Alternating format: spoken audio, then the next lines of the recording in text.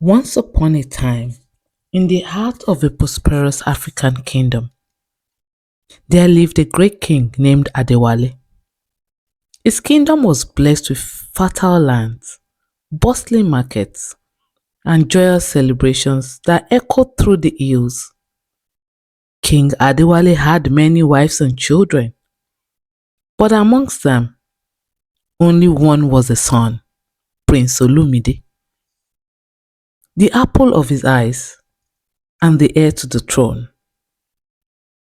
Olumide was a bright and curious young man, always asking questions and seeking to understand the world. While his sisters enjoyed the royal life, Olumide often spent his days in the marketplace, listening to the healers and herbalists. He admired their ability to ease suffering and dreamed of one day becoming a great healer himself. One day, as the prince came of age, he approached his father with a request. "Father," he said, bowing low, "I wish to study medicine. I want to travel abroad to learn the ways of healing so that I may bring knowledge back to our people." King Adewale's face darkened. He loved his son deeply, but his love was shadowed by fear. Olumide was his only son, the one destined to rule after him. The thought of letting him travel far from home filled the king's heart with dread. "No, my son," the king said sternly. "I cannot allow it. You are the future of this kingdom, and I will not risk losing you to the dangers of the world." Olumide was disheartened, but he was not ready to give up on his dream. He turned to the council of chiefs and wise elders who had long advised the king. And in their midst, he said, "Honorable chiefs," Olumide pleaded, "help me convince my father. I wish to learn so I can serve our people better." The chiefs, seeing the determination in the young prince's eyes, decided to intervene. They gathered before the king and spoke in unity. "Your Majesty," one chief began, "the boy's dream is noble.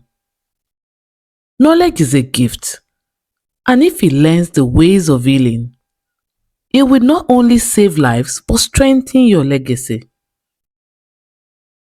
For days, the council tried to persuade the king. And finally, after much deliberation, King Adewale agreed. Though his heart was heavy, "You may go," the king said to Olumide, "but know that every day you are away, my heart will be troubled." With his father's blessing, Olumide prepared for his journey. The day of his departure was bittersweet. The entire kingdom gathered to bid him farewell. All his sisters hugged him tight, one after the other, and the king held his son tightly. "Remember who you are, my son.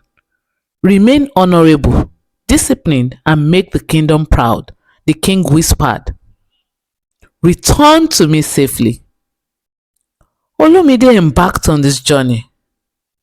He traveled by air for almost 24 hours to a land with no family and friends. His journey abroad was filled with challenges. He worked tirelessly, studying late into the night and learning from the best professors around the world. He faced moments of doubts and loneliness, but held on to his dreams. Over the years, he became a skilled doctor, mastering the art of healing. Back in the kingdom, King Adewale struggled with the absence of his son. Letters from Olumide brought some comfort, but the king's fear never truly left him. He often sat alone in the throne room.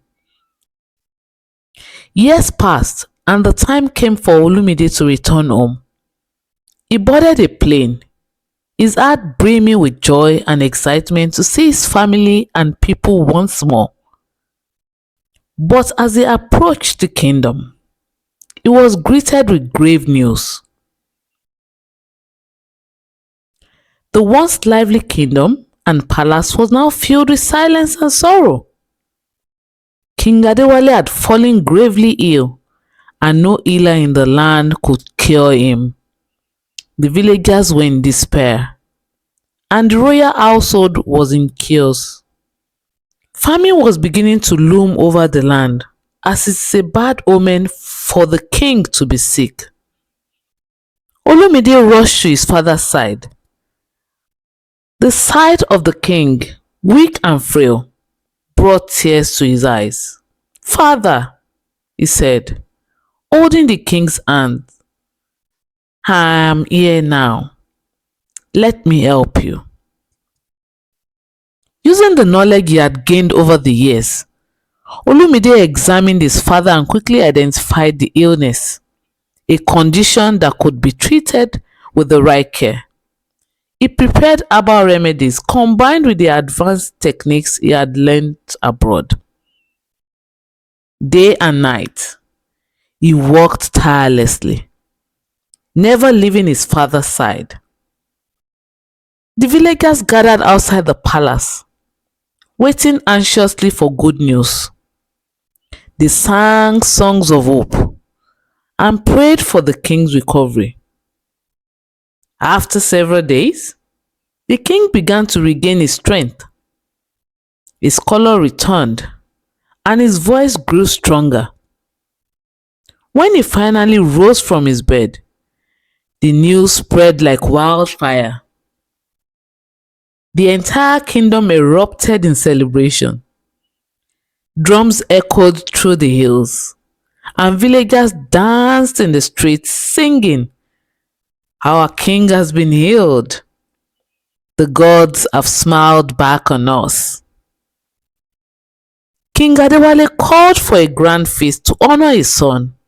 As the people gathered, the king stood before them, his voice filled with emotion. "My son," he said, "you have saved my life and shown me the error of my ways. I let fear cloud my judgment, but you have taught me that courage and growth go hand in hand. From this day forward, let it be known that we must never let fear hinder our paths, for it is a destroyer of destiny. We must all face our fears and take that bold step." The villagers cheered, and Olumide smiled humbly.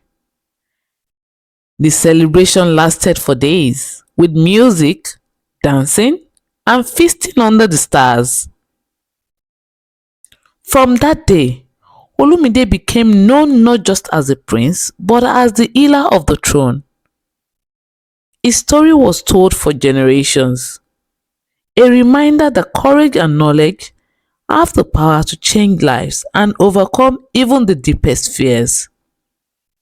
And so, the kingdom thrived, led by a wise king and his fearless son, who showed that true strength comes from embracing the unknown.